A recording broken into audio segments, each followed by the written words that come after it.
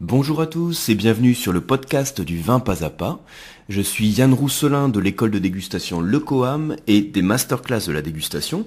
Et dans ce podcast, je voudrais qu'on parle un petit peu de rosé, de vin rosé, et notamment de dégustation à l'aveugle.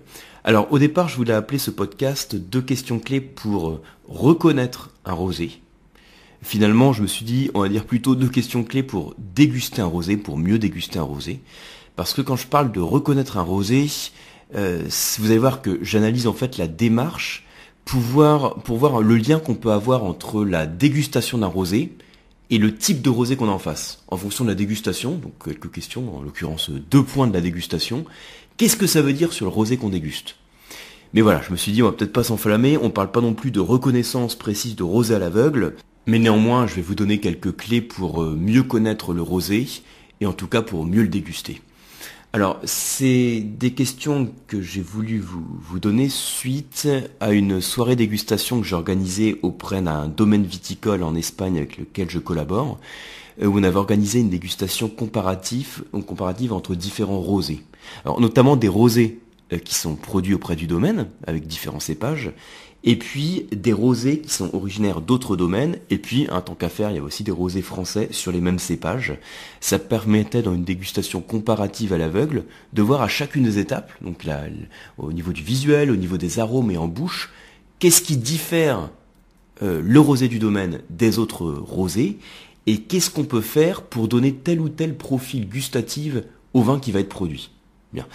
Et c'est aussi des choses dont j'avais parlé dans une soirée VIP, alors c'était, il y a déjà un petit moment du coup, là c'était quoi, c'était en juillet je pense ouais, peut-être début juillet ou fin juin peut-être, on va peut-être sur fin juin plutôt. Donc les soirées VIP, qu'est-ce que c'est, j'en profite du coup du podcast pour faire un rappel sur ce principe. Donc VIP, le VIP du Coam en fait c'est un groupe privé duquel vous faites partie si vous avez passé un diplôme au Coam. Donc un diplôme au Coam, ça peut être un CFV, comme certificat les fondamentaux du vin. Ça peut être aussi un WSET, donc Wine and Spirit Education Trust, que je propose en français au Coam. Ce sont des formations que je propose à Paris et à distance. C'est-à-dire que si vous êtes de chez vous, que vous n'êtes pas à Paris par exemple, que vous êtes quelque part en France ou même en dehors de la France, il y a beaucoup de personnes qui suivent les formations en dehors de France, ce sont des formations que vous pouvez suivre. Et suite à l'obtention du diplôme, je vous intègre en fait dans un groupe qui est une forme de réseau, on va dire, qui est les VIP du Coam. Et dans ce réseau, il y a aussi les membres des masterclass de la dégustation. Et le principe, en fait, c'est de se retrouver de temps en temps à Paris sur des soirées dégustation que je propose, ou en tout cas aussi échanger sur un groupe privé qu'on a sur Facebook qui permet d'échanger un peu sur les bons plans autour du vin. Bien. Alors, pourquoi je vous dis ça ? Donc, ça veut dire qu'au cours de la soirée VIP, j'avais fait déguster comme à chaque fois des vins un petit peu atypiques, c'est le principe de ces soirées, et j'avais fait déguster notamment un rosé, et j'avais parlé de cette approche de questions clés que l'on peut se poser pour bien déguster un rosé, pour reconnaître éventuellement un rosé. Alors, qu'est-ce que vous devez retenir de ça ? Eh bien, sachez, pour aller tout de suite dans le vif du sujet, que vous avez, on va dire, 2 pôles d'analyse dans la dégustation d'un rosé. Alors, en réalité, il y en a beaucoup plus. Quand je dis 2 pôles d'analyse, c'est 2 pôles d'analyse clés, 2 questions clés dans la dégustation du rosé. Le premier pôle tourne autour de l'intensité colorante et le deuxième pôle tourne autour du niveau de sucre. Pourquoi je vous cite ces 2 pôles d'analyse ? Parce qu'en termes de dégustation, ce sont des points qui sont finalement très faciles à évaluer. En termes d'intensité colorante, c'est relativement facile, quand on voit à quoi ça correspond, de dire si un rosé est pâle ou s'il est foncé. Et puis en termes de niveau de sucre, donc l'autre question, l'autre pôle d'analyse, c'est relativement facile de dire si un rosé est sec, c'est-à-dire s'il n'a pas de sucre résiduel, ou s'il est sucré, donc s'il a un petit peu de sucre résiduel. Et en fonction de ces 2 questions, ça permet de mieux comprendre le rosé que vous dégustez. Alors, pour le premier pôle d'analyse, l'intensité colorante, imaginez que vous ayez 2 verres de vin entre les mains, donc 2 verres de rosé en l'occurrence, et il y en a un qui est très pâle, il se rapproche du blanc, vous distinguez complètement vos doigts à travers, et l'autre verre est beaucoup plus foncé, alors ça reste du rosé, on va pas non plus exagérer, donc c'est pas du vin rouge, ça reste du rosé, donc on voit quand même ses doigts à travers, mais vous avez plus de mal à voir donc les différents détails des doigts. hein, c'est-à-dire que vous avez plus de mal à voir à travers, l'intensité colorante est quand même plus soutenue. Par rapport à ça, on peut se poser la question, à quoi est-ce dû le fait que vous ayez un verre de rosé qui soit pâle et l'autre qui soit foncé? Eh bien, retenez que c'est principalement dû au processus de vinification, au processus de fabrication du rosé. Pour faire simple et en quelques mots, vous avez deux grandes approches pour fabriquer un rosé. La première approche, c'est de presser directement le raisin rouge. Donc on part toujours d'un raisin rouge, hein, donc un cépage rouge. Et puis on le presse directement.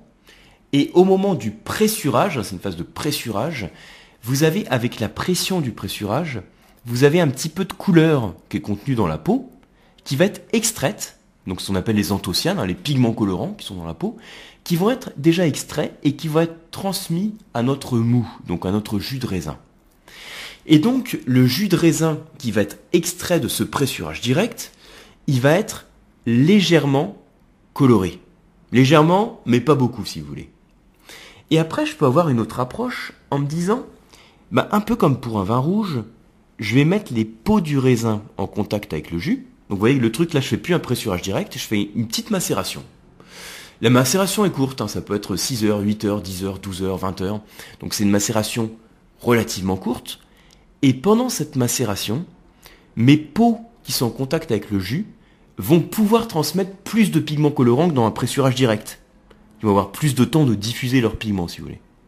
Alors par contre, ils vont pratiquement pas avoir de temps de diffuser les tanins. Hein. Les rosés tanniques, c'est rare. Hein. On peut avoir un rosé avec un petit peu de tanin, mais c'est rare. Pourquoi? Parce que les tanins sont pas hydrosolubles, c'est-à-dire qu'ils peuvent pas être dissous dans l'eau. Il faut qu'il y ait un petit peu d'alcool.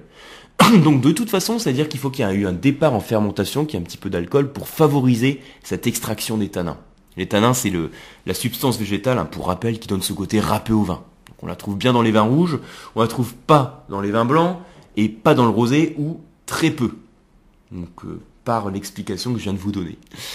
Donc ça veut dire que sur ces rosés qui sont issus d'une petite macération, ce qu'on appelle les rosés de saignée, on va avoir plus de couleurs, éventuellement un peu de tanin, mais je vais pas insister dessus parce que c'est rare, donc on aura en tout cas un petit peu plus de couleurs. Le truc, c'est que au bout de quelques heures, quand on a diffusé un petit peu de couleur, ce qu'on va faire, c'est qu'on va vider une partie de la cuve. Donc c'est pour ça qu'on appelle ça, on peut dire un saigner la cuve, donc c'est pour ça qu'on appelle ça un rosé de saignée. Et ensuite, sur le reste du vin qui est présent dans notre cuve, hein, qui est encore en contact avec les peaux, on peut prolonger la macération et faire une cuvée de vin rouge. Mais notre jus qui a été extrait de la cuve, notre jus qui est juste un peu coloré, donc notre rosé de saignée, on va poursuivre la fermentation alcoolique dessus. Donc vous voyez un peu le principe, hein. Donc ça, c'est à connaître absolument les deux grands process de vinification pour le rosé. Et ça veut dire aussi, en tout cas ce qu'il faut savoir, c'est que la plupart du temps, notre rosé plus foncé, donc qui est issu d'un rosé de saignée, on dit qu'il est un petit peu plus vineux, qu'il est parfois moins acide, plus gras. Alors c'est vrai que en pratique, hein, il peut être moins acide parce que quand on fait une macération avec la peau, on va extraire certains composés qui sont dans la peau. Je pense en particulier au potassium, hein, le K+, pour ceux que ça intéresse, hein, donc lui au potassium, qui va avoir la propriété alors pour faire simple, je veux dire d'annuler les acides qui sont dans le jus. Alors qu'est-ce que ça veut dire annuler les acides qui sont dans le jus? Pour être un peu plus précis, ça veut dire il va en quelque sorte salifier les acides. C'est-à-dire créer des sels d'acide, et le sel d'acide il fait quoi? Il précipite, enfin il se dépose quoi. Hein, il devient solide. Donc il participe plus à l'acidité, à la fraîcheur du jus. Donc le truc à retenir, c'est que notre rosé pâle, il est frais, bon, il est pas coloré, hein, par définition, il est frais, il est plus vif, plus acide, et le rosé plus foncé, il est plus structuré, il a plus de couleur, un petit peu moins d'acidité, parfois il va avoir plus de tanin, un meilleur potentiel de garde aussi en général. Et on va pouvoir éventuellement, en fonction de l'intensité colorante, de dire de quel rosé il s'agit. Alors attention, faut pas s'enflammer, ce que je vous disais tout à l'heure, c'est que la couleur, c'est pas une indication sur le cépage, c'est pas une indication sur la localisation, c'est une indication sur le processus de vinification, c'est très différent. Mais pour généraliser et pour donner un peu des repères, je peux dire que le rosé le plus pâle, c'est souvent un rosé, si on part sur un rosé de Provence, c'est plutôt un Côte de Provence générique, ça peut être un rosé de Loire aussi par exemple, Et quand il est plus foncé, on peut rester au sein de la Provence, mais on va peut-être partir sur une appellation plus ciblée de Provence, comme Bandol, Belley, Palette par exemple, ou bien on partir dans le Rhône sur les appellations de rosé comme Tavel, ou bien l'Irak aussi, hein, on fait du rosé. Donc là, on sera sur des rosés qui vont être plus soutenus. Alors attention, c'est c'est un peu des fils conducteurs que je vous donne, hein, faut pas non plus... c'est pas toujours vrai, hein, faut prendre un petit peu de recul. Ce qui est toujours vrai, c'est que l'intensité colorante est liée au process de vinification. Et ensuite, donc l'autre pôle d'analyse, en plus de l'intensité colorante, je vous ai dit, c'est le niveau de sucre. Ce qu'il faut savoir, c'est que la plupart des rosés que vous dégustez sont vinifiés en sec. C'est-à-dire quand vous dégustez, on perçoit pas de sucre résiduel. Mais néanmoins, à l'aveugle, vous allez constater qu'il y a certains rosés en bouche qui vont être un petit peu sucrés. Un petit peu sucré, c'est-à-dire qu'on a laissé du sucre résiduel. C'est pas du sucre qu'on a rajouté, hein. C'est du sucre qui provient du raisin. Ça veut dire qu'il y a une partie du sucre du raisin qui n'a pas été fermentée. La fermentation alcoolique, qui est le travail des levures qui convertissent le sucre du raisin en alcool avec un dégagement de CO2. Donc le boulot des levures a été interrompu en général parce qu'on a rajouté du soufre qui a la propriété de stopper cette fermentation alcoolique. Et ça, en dégustation à l'aveugle, alors là aussi c'est des repères que je vous donne, c'est pas toujours vrai, mais très souvent quand on a un petit peu de sucre résiduel, on se dit tiens, je suis sur un rosé qui est peut-être vinifié dans la Loire. Parce qu'effectivement dans la Loire, il y a plusieurs appellations de rosé, hein, mais il y a certaines appellations de rosé dans lesquelles on va retrouver du sucre résiduel. Donc par exemple le Cabernet d'Anjou ou le rosé d'Anjou. Donc le Cabernet d'Anjou et le rosé d'Anjou, hein, sur ces rosés qu'on va retrouver dans la Loire au sein de l'Anjou-Saumur, on va retrouver un petit peu de sucre résiduel. Alors après, ça veut pas dire que tous les rosés qu'on va retrouver dans la Loire sont du sucre, hein. Le rosé de Loire, par exemple, l'appellation rosé de Loire est sec.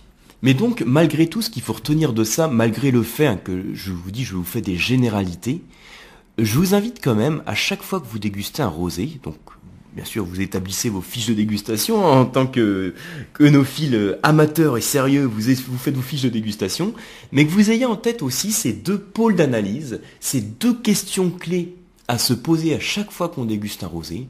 C'est la question de l'intensité colorante et la question du niveau de sucre.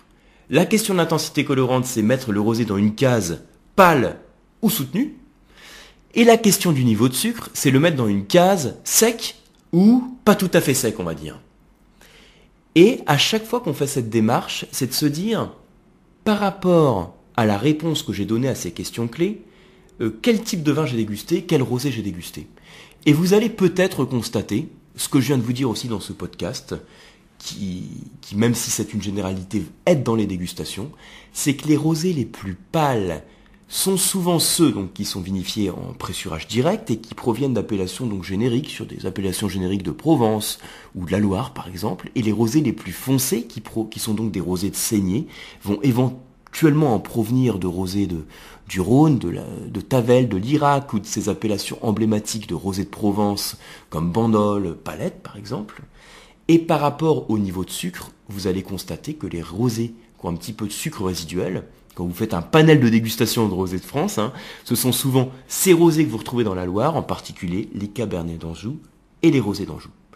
Donc voilà, je vous remercie pour votre attention. J'espère que ces petits axes vont vous inciter peut-être à redéguster aussi quelques rosés, parce que je constate souvent en dégustation que c'est un vin qui est un peu critiqué, en tout cas beaucoup trop critiqué, ce que je trouve assez injuste, parce que c'est un vin qui est complexe à vinifier.